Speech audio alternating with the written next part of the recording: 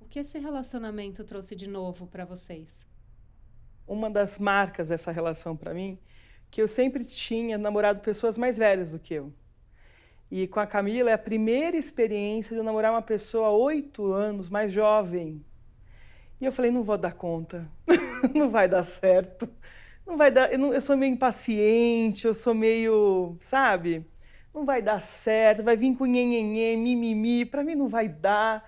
E eu estava gostando muito dela. Eu falei, gente, agora, né? E eu aprendo diariamente com a Camila. E é uma coisa impressionante o universo que eu estava me podando e não me autorizando a viver, né? O mundo que nos cerca não é mais o mesmo. Os avanços tecnológicos mudaram o nosso jeito de ser e pensar. O que dizer dos nossos sonhos românticos? O elo amoroso saberá conviver com a liberdade individual do século XXI? Meu nome é Flávio Gicovati. Juntamente com o jornalista Lauro Henriques Júnior, convido vocês a vislumbrar essa nova forma de amar que desponta no horizonte. É mais que amor, é mais amor.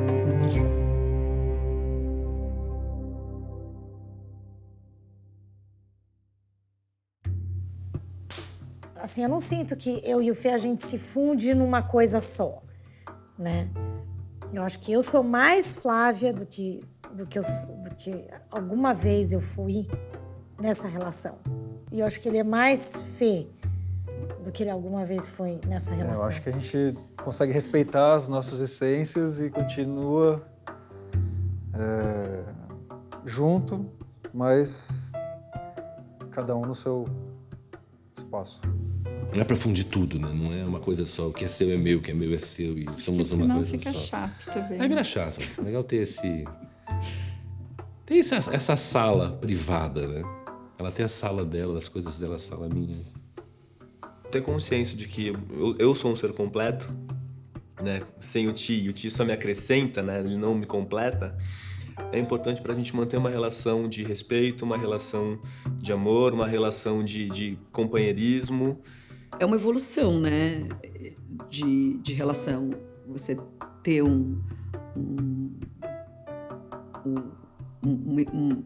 uma vida além da vida a dois, né? É difícil assumir uma postura crítica em relação ao amor de fusão. Aprendemos desde criança que ele nos proporciona a mais bela e rica de todas as emoções. A verdade é que o elo romântico é uma necessidade de quem ainda não aprendeu a conviver com a sua incompletude. Quem aprendeu buscará uma nova forma de amar compatível com os anseios individuais do mundo moderno.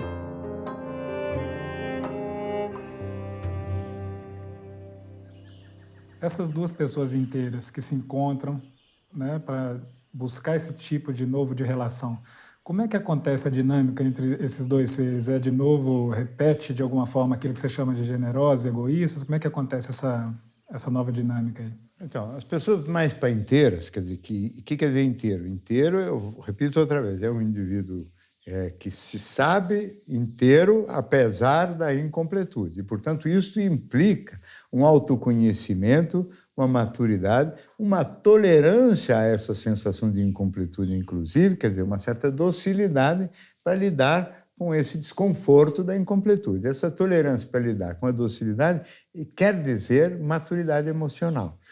Maturidade emocional quase sempre é sinônimo do fim do egoísmo. O fim do egoísmo quase sempre é sinal de que o indivíduo também passou do ponto talvez ideal para o ponto da generosidade, ou seja, é uma pessoa mais madura e mais tolerante à frustração e contrariedade e, em geral, mais generosa. Essa pessoa mais generosa, mais madura, é a que melhor convive com os seus sofrimentos em geral, inclusive com o desconforto da incompletude, do desamparo, enfim, todas essas dores que são inerentes à nossa condição mesmo, né? Então, o encontro entre dois inteiros, ele sempre, quase sempre, como rotina, ele tem que implicar a aproximação de dois tipos mais paragenerosos, né? Só que mais generosos, quer dizer, são aqueles que dão mais do que recebem. A aproximação de dois tipos mais generosos também implica numa espécie de crise da própria generosidade, né? Você sabe, o generoso é um indivíduo que dá com uma certa facilidade e recebe com dificuldade. O generoso é ruim de receber. Aliás, ele é ruim de receber até de si mesmo. Quer dizer, ele vai numa loja comprar coisas, ele vê 10 coisas bonitas, ele compra 5. As outras 5 ele fala, não, chega, para mim está bom assim. Mais do que isso eu não dou conta de dar para mim mesmo, não é? Então, ele tem cota, né? É muito mais restrita, inclusive porque ele tem mais dificuldade de lidar com qualquer tipo de felicidade, né? E receber aparece um pouco também como um certo constrangimento, como se ele estivesse precisando de coisas ou precisando demais de coisas de fora ou de terceiros. Então, o generoso dá com facilidade, recebe com dificuldade, o que, aliás, é um dos sinais de que a generosidade não é coisa tão boa, porque se fosse tão bom, ele não tinha que ficar tão incomodado com o recebimento, né? Ele teria que achar que o outro também tem direito de exercer a generosidade da mesma forma. Essa coisa do amar como doação, como dar só, ela não tem cabimento, a não ser que você realmente esteja pensando em reforçar o egoísmo. Porque quando você fala que amar é dar e não se preocupa com o receber daquele que dá, ele vai ter que dar para outra pessoa que vai ter que receber. Então, vai ter aquele que ama e aquele que é amado. Isso não é exatamente o sonho de ninguém hoje em dia. Eu gosto de uma frase do Nietzsche que para mim é sensacional. O Nietzsche fala que você só pode ter uma relação de verdade quando você estiver pronto para perder essa relação. E isso para mim é um teste mesmo. Eu tenho o meu processo individual. Eu sou o Marcelo, ela é a Delmar, e é a partir de dois indivíduos fortes que você se encontra, por escolha. Para mim, individualidade ou individualismo, eles entram num lugar de você se apropriar mesmo assim da sua verdade, de você cuidar do seu jardim, sem se preocupar se a grama do vizinho é mais verde ou não, entendeu? Então, dentro desse individualismo, eu tô cuidando do que é meu. Agora, isso não significa que eu não possa chamar as pessoas para vir para uma festa aqui no meu jardim, entendeu? E nem deixar de ir na festa do outro. Então, a pessoa nessa dinâmica, ela não é nem generosa, nem egoísta. Quem que é essa pessoa, nessa sua terminologia? Essa pessoa seria o justo. O justo é um personagem que, para falar a verdade, é quase inexistente, né? O justo é vamos chamar assim, um retrato falado, quer dizer, é uma hipótese, porque, por enquanto, quase só existem generosos e egoístas, não é? Então, o justo seria um indivíduo que não tem...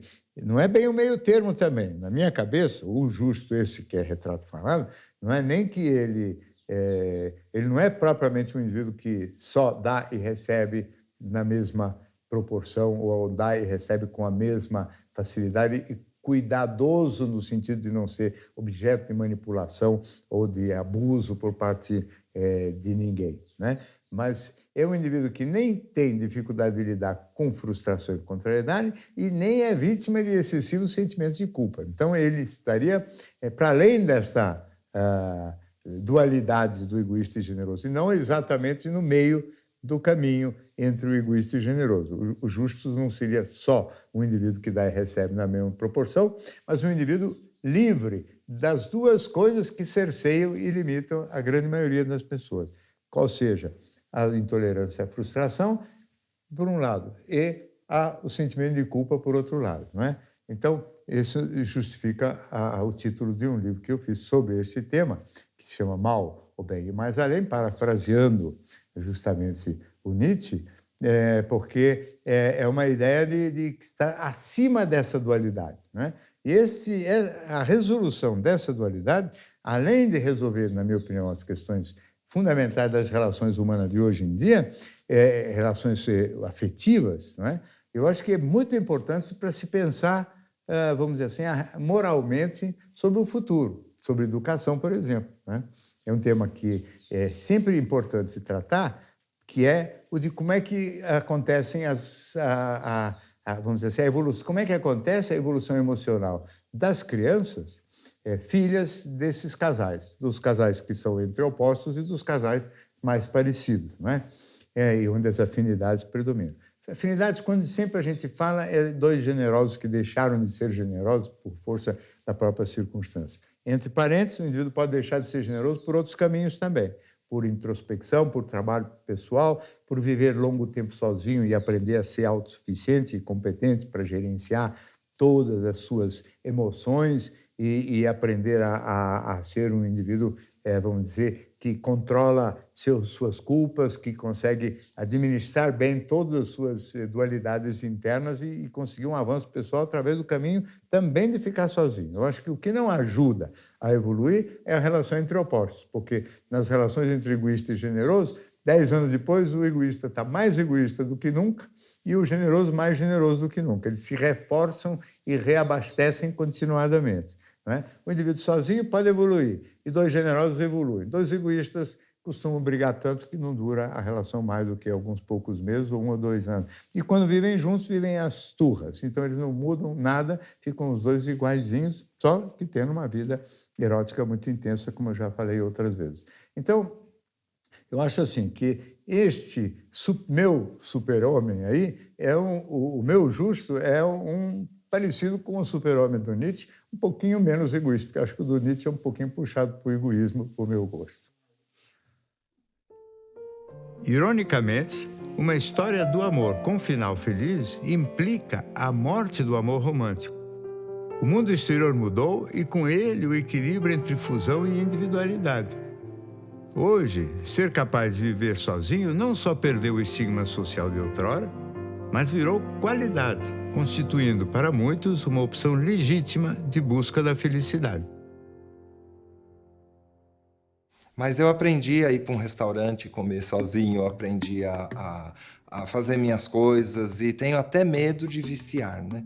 Porque também esse tipo de vida, às vezes, sentar a dois, tem um perigo, eu considero um perigo, que é você viciar nisso. Acho que eu sou feliz em casa, quando eu tô sozinha, lendo um livro, quando eu tô em casa assistindo um filme, eu me dou super bem comigo mesma, a gente é super amiga.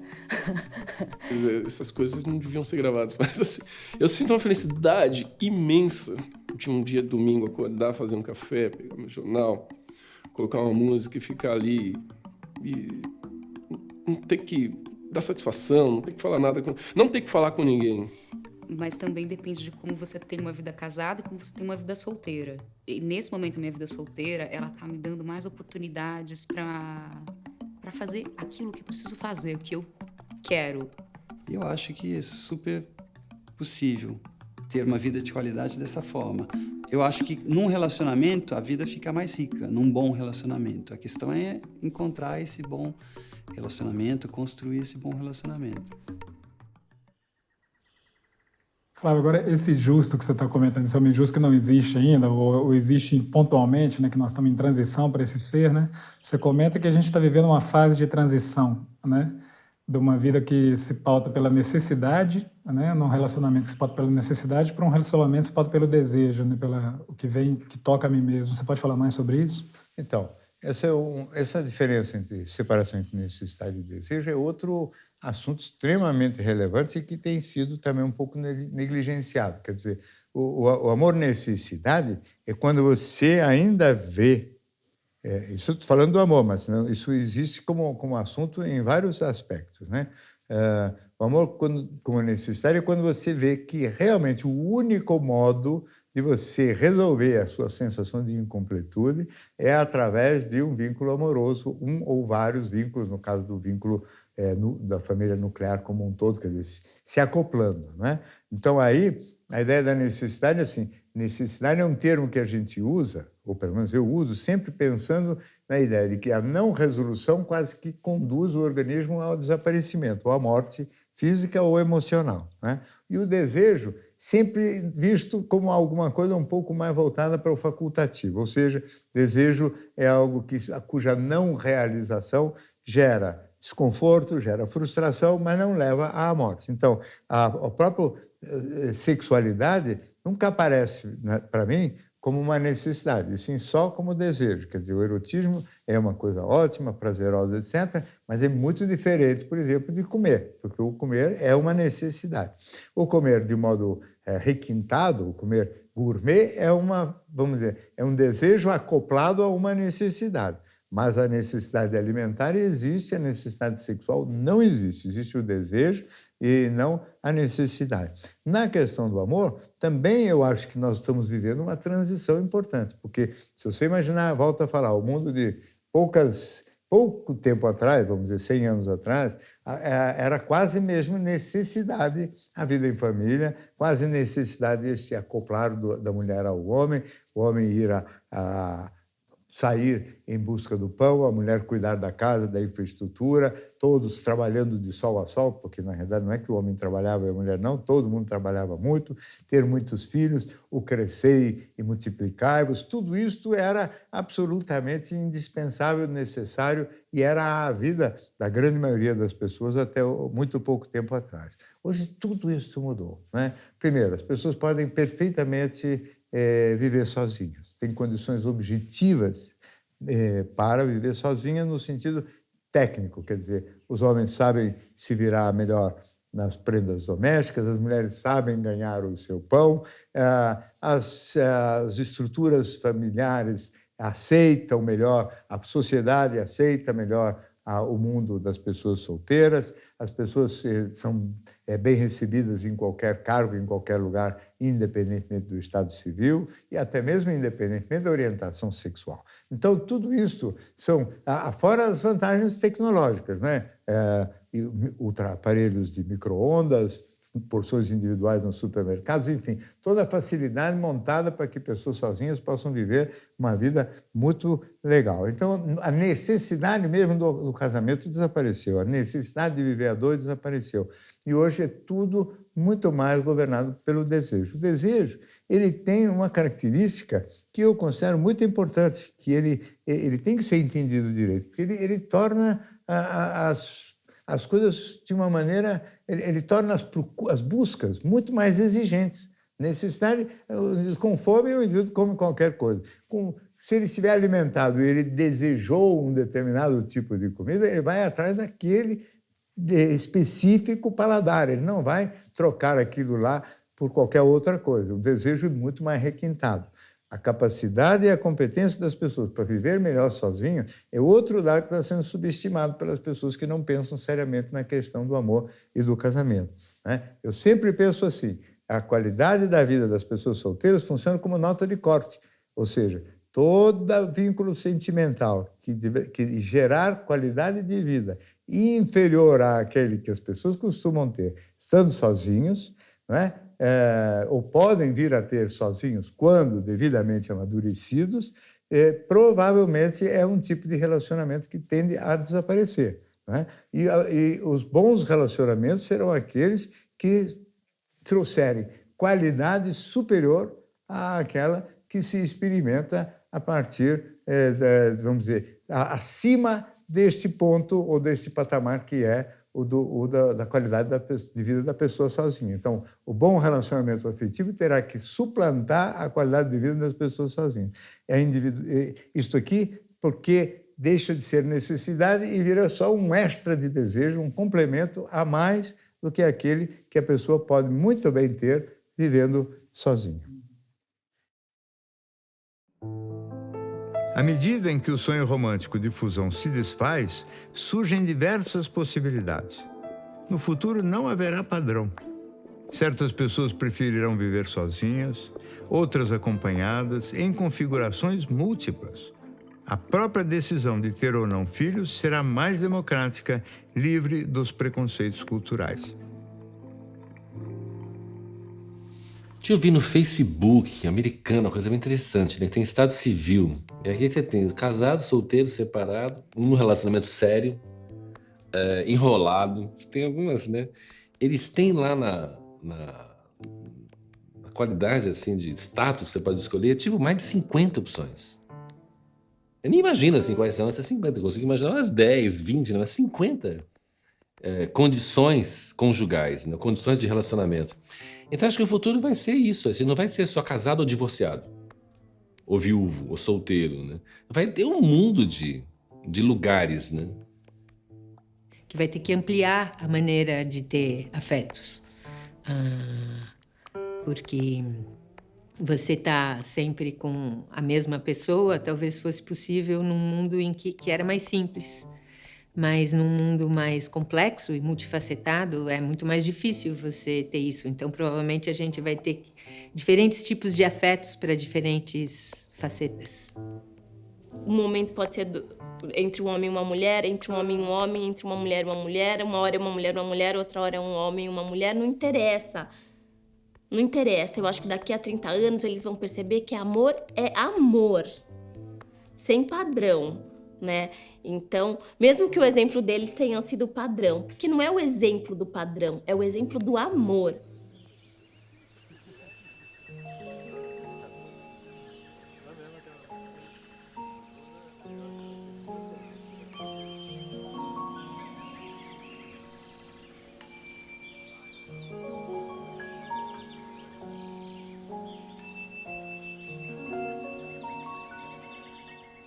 Flavia, você está falando, até ressoa numa frase sua que eu li no livro Uma História do Amor, com o Final Feliz, quando você diz que entre o amor e a individualidade, eu opto pelo segundo. Você afirma isso, né? Agora, realmente é possível viver sozinho? É possível ser feliz sozinho? Então, entre amor e individualidade, eu opto pela individualidade, usando a palavra amor no sentido tradicional. Amor de fusão, amor que exigente, amor cheio de cobranças, não é? Amor cheio de gente dando ordens, não é? Autoritária, relacionamentos onde um, porque ama, acha que tem direito de interferir sobre o modo de ser e de pensar da outra pessoa. Este tipo de amor, realmente, que é o amor tradicional, o amor que a maior parte das pessoas vivencia, o amor com direitos, e mais do que o amor com, vamos dizer assim, preocupação com o dar, mais preocupação com o receber do que com o dar, esse amor realmente, entre ele e a individualidade e o desenvolvimento pleno da individualidade, eu opto mesmo pela individualidade. E acho que a individualidade traz condições favoráveis para que a gente possa viver uma outra dimensão do amor, muito mais adequado e compatível com a contemporaneidade, que é o que eu chamo de mais amor. E aí sim, esse mais amor é um amor respeitador da individualidade, né? E nesse sentido, ele não entra em confronto com a individualidade e ele respeita, vamos dizer assim, os direitos de ser e a maneira de ser e de pensar de cada uma das pessoas dentro da relação afetiva. Isso cria uma síntese absolutamente necessária para o tempo de hoje, não é?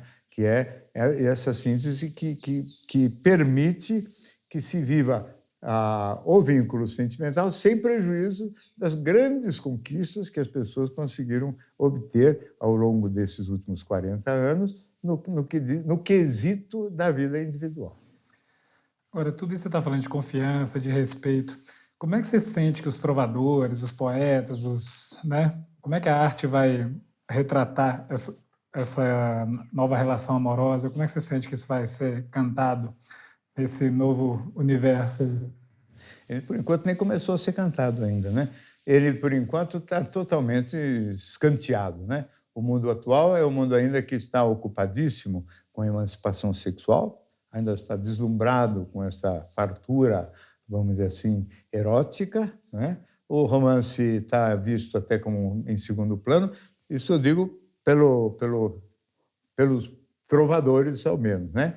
Evidentemente, alguns filósofos, alguns pensadores já começam a se interessar um pouco, talvez, pela primeira vez, se antecipando aos trovadores, não é? Nas questões sentimentais. Como é que a música vai refletir isso? Eu não tenho ideia ainda, não é? Como é que o cinema vai refletir isso? Não sei. Como é que as novelas vão refletir isso? Não sei. Por enquanto, eu sei que elas não refletem nada disso, né?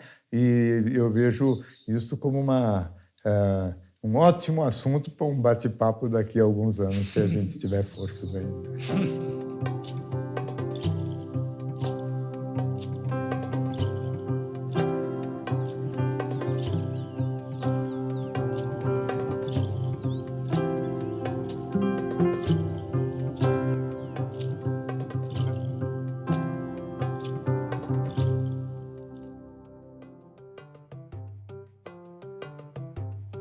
Até separei 2 armários de roupa para ela, imagina, eu morava num apartamento relativamente pequeno. Ela veio assim, com a malinha mesmo. Eu falei, nossa, mulher perfeita, tem menos roupa que eu. Claro que ela tá com mais armário agora. É engraçado perguntar isso, porque no começo ele sempre falava assim, não, acho que você não me ama, isso é uma paixão, isso vai passar. Isso depois de 1 ano, 2, 3 anos, isso é fogo de palha. Eu falava, nossa, que palha! Que palha é essa que arde? Inteiro. É, o outro pensar em agradar o parceiro. Então, isso foi natural entre nós. Então, quando eu estou partindo uma fruta, o pedaço melhor eu dou para ele. Ele tem certeza, eu tenho certeza que quando ele for partir a fruta, ele vai dar o pedaço melhor para mim. Eu também tento ser essa pessoa para ele. Entendeu? De tirar ele daquela situação confortável que ele está, né? Para instigar a gente a conhecer mais coisas. Imagina, a gente tem uma vida muito passageira. Então é isso. Eu acho que não existe relacionamento perfeito. Existem pessoas que sejam com vontade de viver o relacionamento.